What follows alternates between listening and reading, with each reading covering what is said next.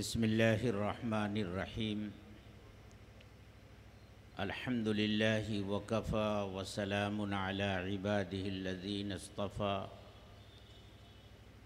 اما بعد فقد قال النبی صلی اللہ علیہ وسلم لا حسد الا علی اثنین رجل آتاه الله القرآن فهو يقوم به آناء الليل وآناء النهار ورجل آتاه الله مالا فهو ينفق منه آناء الليل وآناء النهار أو كما قال عليه الصلاة والسلام۔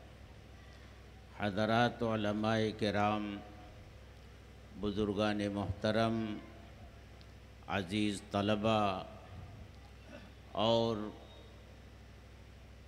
میری محترم ماؤں، بہنوں اور بیٹیوں،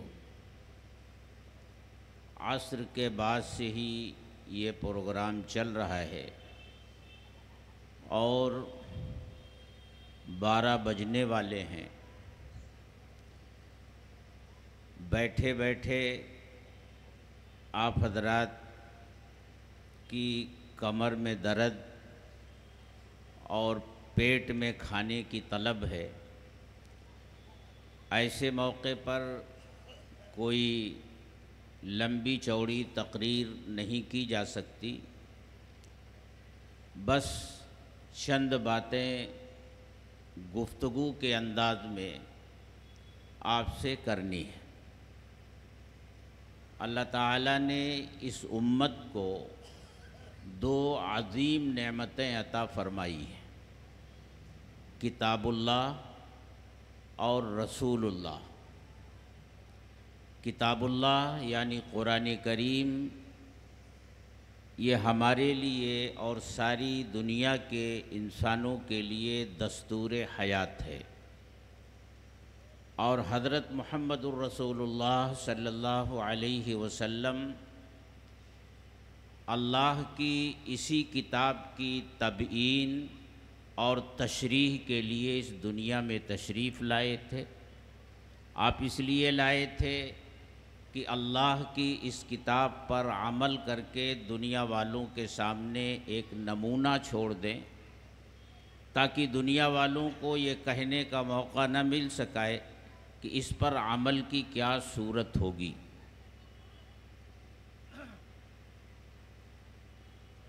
تو اس وقت چونکہ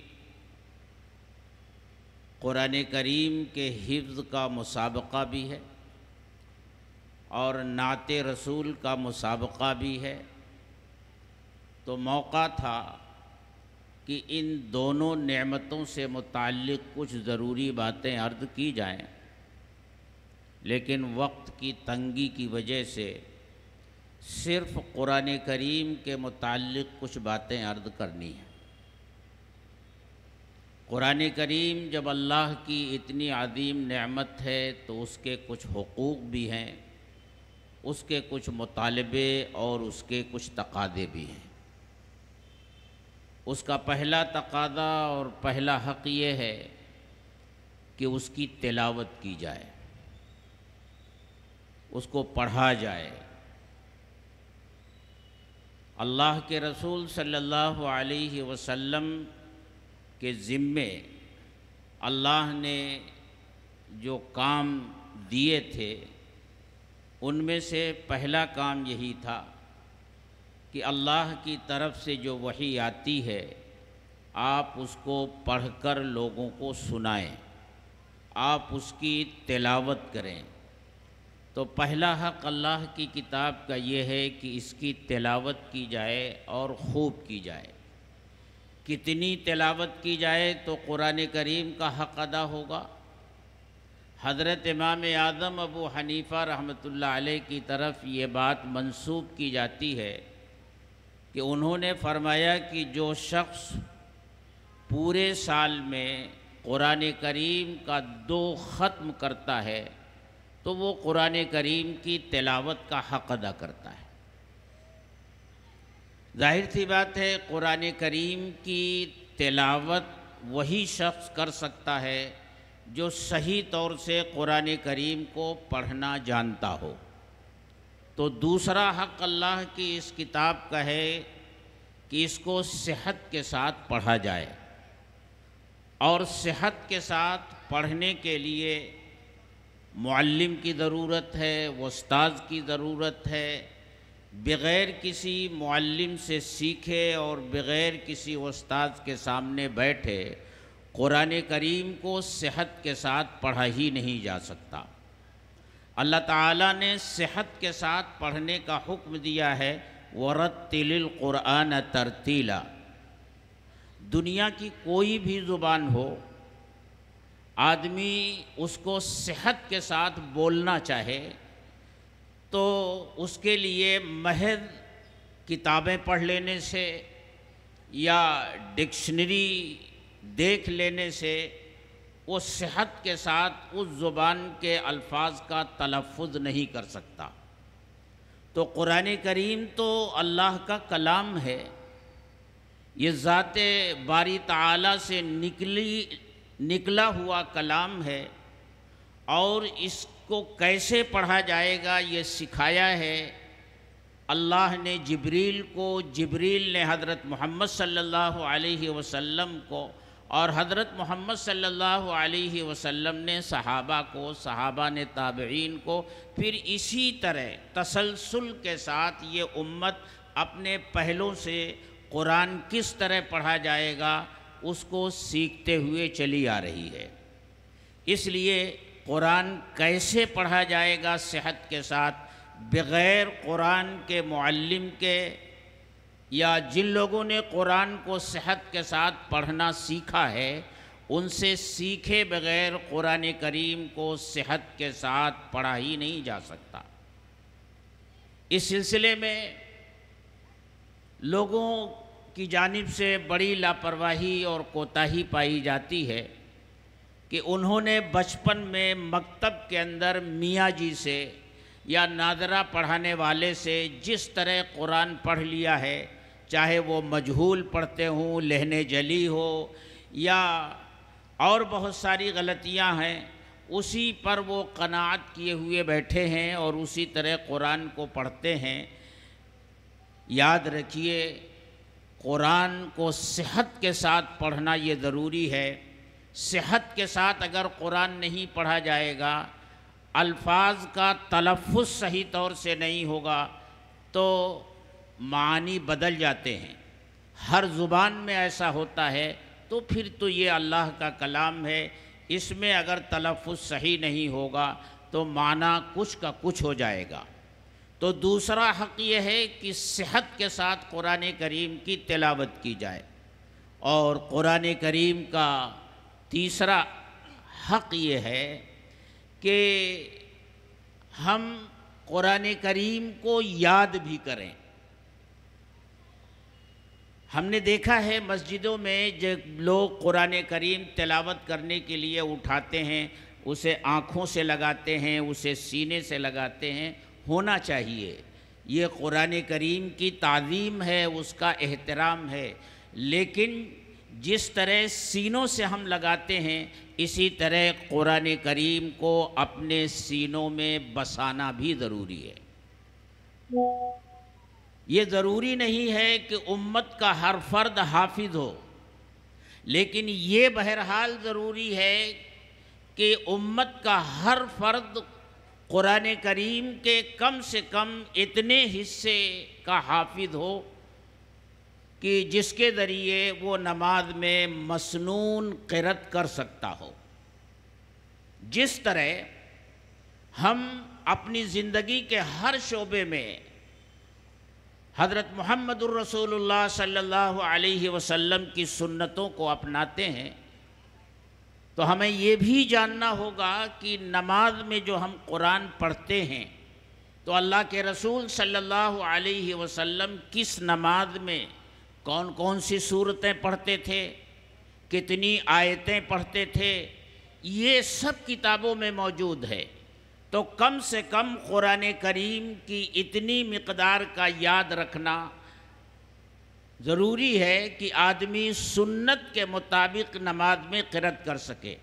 صرف علم ترا سے والناس تک یاد کر لینے سے نماز تو بہرحال ہو جاتی ہے، لیکن مسنون طریقے سے اگر قرأت آدمی کرنا چاہتا ہے تو وہ آدمی پوری زندگی مسنون قرأت پر نماز میں قادر نہیں ہوگا۔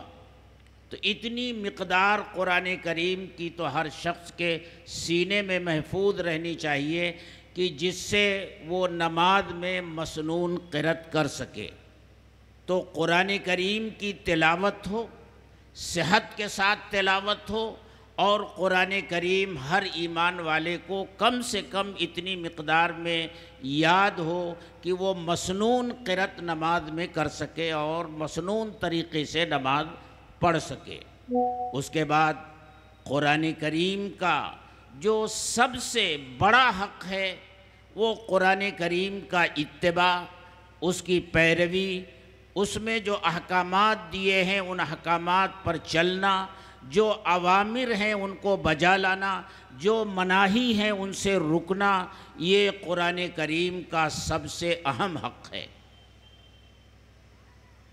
ہر ایمان والے کو یہ چاہیے کہ جو بھی کام وہ شروع کرنے جا رہا ہے اس کام کو شروع کرنے سے پہلے وہ کم سے کم قرآن کریم سے تو پوچھے، قرآن کریم کے سامنے اپنے اس سوال کو رکھے کہ میں یہ کام کرنے جا رہا ہوں، اے اللہ کی کتاب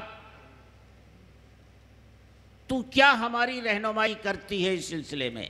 یاد رکھیے اللہ کی یہ کتاب قیامت تک آنے والے انسانوں کی رہنمائی اور ہدایت ہے۔ یہ ایک عالم کی بھی رہنمائی کرتی ہے، مفتی کی بھی رہنمائی کرتی ہے، ڈاکٹر کی بھی رہنمائی کرتی ہے، اور اسی طرح ایک سائنسداں کی بھی رہنمائی کرتی ہے۔ ایک آدمی کر رہا ہے وہ اس تاجر کی بھی رہنمائی کرتی ہے، ایک آدمی ہاسپٹل چلا رہا ہے اس کی بھی رہنمائی کرتی ہے، ایک آدمی گھڑی کی کمپنی کھول کے بیٹھا ہے قرآن کریم اس کی بھی رہنمائی کرتا ہے۔ اللہ تعالیٰ فرماتے ہیں لَقَدْ أَنزَلْنَا إِلَيْكُمْ كِتَابًا فِيهِ ذِكْرُكُمْ أَفَلَا تَعْقِلُونَ، ہم نے تمہارے کتاب نازل کی ہے جس میں تمہارا تذکرہ ہے، عبداللہ تمہارا بھی تذکرہ ہے، عبد الرحمن تمہارا بھی تذکرہ ہے، حلیم اللہ تمہارا بھی تذکرہ ہے، فلاں اور فلاں تمہارا بھی تذکرہ ہے۔ اگر تم اپنی عملی زندگی اور ایمانی سطح کو ناپنا چاہتے ہو تو قرآن کریم کو پڑھو، کوئی نہ کوئی آیت تمہیں ایسی ضرور ملے گی جو تمہاری ایمانی سطح کو بتائے گی کہ تمہاری ایمانی سطح اس وقت کیا ہے اور تمہاری عملی زندگی کیا ہے۔ اور اگر کام کرتے وقت ہم نے قرآن کریم سے رہنمائی حاصل نہیں کی اور کام شروع کر دیا اور درمیان میں کوئی ایسا موقع آیا کہ قرآن کریم ہمیں روک رہا ہے تو اس وقت ہمیں ایک مرتبہ ٹھہرنا چاہیے اور سوچنا چاہیے کہ میں کیا کر رہا ہوں اور اللہ کی کتاب مجھ سے کیا چاہتی ہے۔ حضرت عمر فاروق رضی اللہ تعالیٰ عنہ کے متعلق آتا ہے کان وقافاً عند کتاب اللہ، وہ اللہ کی کتاب جب ان کے سامنے آتی تھی تو وہ بالکل ٹھہر جاتے تھے، ایک بریک لگ جاتا تھا ان کے اوپر۔ اس سلسلے کا ایک واقعہ بہت مشہور ہے کہ ایک صحابی ہیں حضرت حر ابن قیس، وہ حضرت عمر فاروق رضی اللہ تعالی عنہ کے بہت قریب تھے، صاحب علم بھی تھے، صاحب فہم بھی تھے، مشورے میں حضرت عمر فاروق رضی اللہ تعالی عنہ انہیں شریک کیا کرتے تھے۔ ان کے چچا تھے قبیلے فزارہ کے سردار حسینہ عیینہ ابن حسن۔ ایک مرتبہ چچا نے بھتیجے سے کہا کہ میری خصوصی ملاقات کرا دو امیر المؤمنین سے، میں تنہائی میں مل کر ان سے کچھ درخواست کرنا چاہتا ہوں۔ انہوں نے اجازت لی اور چچا کو لے کر امیر المؤمنین کی خدمت میں آ گئے۔ جب تنہائی میں پہنچے تو عیینہ ابن حصن نے ایک ایسی بات کہہ دی کہ امیر المؤمنین کو غصہ آ گیا۔ عیینہ ابن حصن نے کہا کہ امیر المؤمنین، آپ غنیمت کا مال تقسیم کرنے میں انصاف سے کام نہیں لیتے، آپ کسی کو کم دیتے ہیں، کسی کو زیادہ دیتے ہیں۔ یہ سننا تھا کہ فوراً حضرت عمر فاروق رضی اللہ تعالیٰ عنہ نے اپنے ہاتھ میں درہ اٹھا لیا اور ان کو مارنا چاہا، اور جیسے ہی ہاتھ اٹھایا بھتیجے نے یہ سمجھا کہ یہ تو سردار ہے قبیلے کا، اگر مار کھا گیا تو اس کی بے عزتی تو ہوگی ہی، میری بھی بے عزتی ہو جائے گی کہ میں نے چچا کو لے جا کر امیر المؤمنین سے پٹوا دیا۔ ہوشیار تھے۔ جیسے ہی حضرت عمر فاروق رضی اللہ تعالی عنہ نے درہ اٹھایا، ویسے ہی حر ابن قیس کی زبان سے نکلا، خذ العفو وامر بالعرف واعرض عن الجاہلین۔ عفو درگزر سے کام لیجئے، قرآن کی آیت پڑھی، خذ العفو، عفو درگزر سے کام لیجئے، اچھی بات کا حکم دیجئے، اور جو جاہل لوگ ہیں، ناسمجھ لوگ ہیں، ان سے درگزر کیجئے۔ یہ سننا تھا کہ حضرت عمر فاروق رضی اللہ تعالی عنہ کا وہ ہاتھ اٹھا کا اٹھا رہ گیا اور کوڑا زمین سے گر گیا اور پھر وہیں رک گئے۔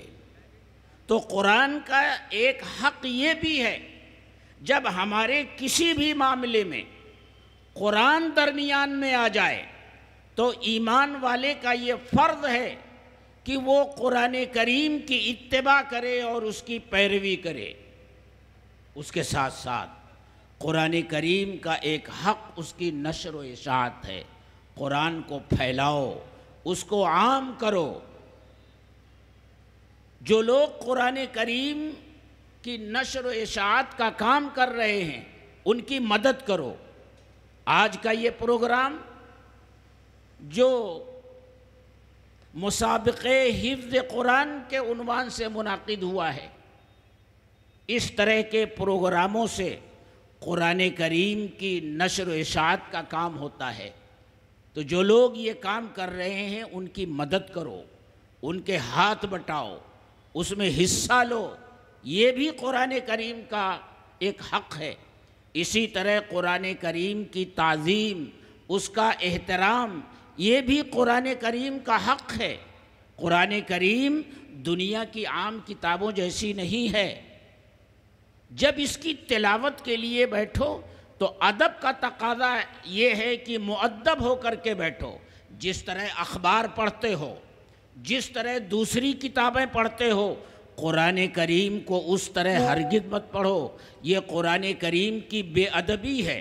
بہت سی مسجدوں میں دیکھتا ہوں کہ لوگ کرسیوں پر بیٹھے رہتے ہیں اور ہاتھ میں قرآن کریم لیتے ہیں، اور جس طرح وہ ناشتے کی ٹیبل پر بیٹھ کر اخبار پڑھتے ہیں اسی طرح وہ قرآن کریم پڑھتے ہیں۔ یہ قرآن کریم کی بے حرمتی ہے، قرآن کریم کے احترام کے خلاف ہے۔ قرآن کریم کا احترام کرو، اس کی عظمت کرو، یہ اس کا حق ہے۔ ہمارے بزرگوں میں ہر بزرگ کی الگ شان ہوا کرتی ہے۔ حضرت مولانا ابرار الحق صاحب رحمۃ اللہ علیہ جب کسی مسجد میں جاتے تھے اور وہ یہ دیکھتے تھے کہ قرآن کریم بغیر جزدان کے رکھا ہوا ہے، ناراض ہو جاتے تھے، ناراض ہو جاتے تھے۔ اگر جزدان گندا ہے تو ناراض ہوتے تھے، یہ اللہ کی کتاب ہے اور اس کو یوں ہی پھینک رکھا ہے۔ جزدان گندا ہے تو اس پر بھی ناراض ہوتے تھے۔ قرآن کریم کی تلاوت کرنے کے لیے جو بیٹھک ہو وہ مؤدب انداز کی ہو۔ قرآن کریم کو جس تپائی یا ٹیبل پر رکھ کر پڑھا جائے وہ بھی ہو۔ اور قرآن کریم کے بارے میں یہ بھی کہا گیا ہے کہ قرآن کریم ایسا لو جس کی طباعت عمدہ ہو، جس کا کاغذ عمدہ ہو اور جس کی جلد عمدہ ہو، ہر اعتبار سے قرآن کریم کا ادب اور احترام کرو، یہ قرآن کریم کا حق ہے۔ تو یہ چند باتیں اس وقت میرے ذہن میں آئیں، ویسے تو بہت ساری باتیں عرض کرنی ہیں لیکن موقع نہیں ہے۔ اللہ تعالی ہم سب کو قرآن کی تلاوت کرنے، صحت کے ساتھ پڑھنے اور اس کو یاد کرنے اور اس کی اطاعت کرنے، اس کی پیروی کرنے، اس کا ادب اور احترام کرنے کی اللہ تعالی ہمیں توفیق عطا فرمائے۔ قرآن کا ایک احترام اور احترام کی یہ شکل یہ ہے کہ اہل قرآن کا احترام کرو۔ یہ چھوٹے چھوٹے بچے جو ابھی آپ کے سامنے آئے، ان کے سینوں میں اللہ کا کلام محفوظ ہے۔ اللہ کے کلام کا احترام یہ بھی ہے کہ جن سینوں میں اللہ کا کلام ہو ان سینوں کا بھی احترام کرو، اللہ کے ان بندوں کا بھی احترام کرو جو قرآن کریم کے حافظ ہیں، جو اہل علم ہیں، ان کا بھی احترام کرو، یہ بھی قرآن کریم کا ہی احترام ہے۔ اللہ تعالی ہم سب کو اس کی سمجھ عطا فرمائے۔ وآخر دعوانا ان الحمدللہ رب العالمین۔ جزاکم اللہ۔ انتہائی مختصر وقت میں قرآن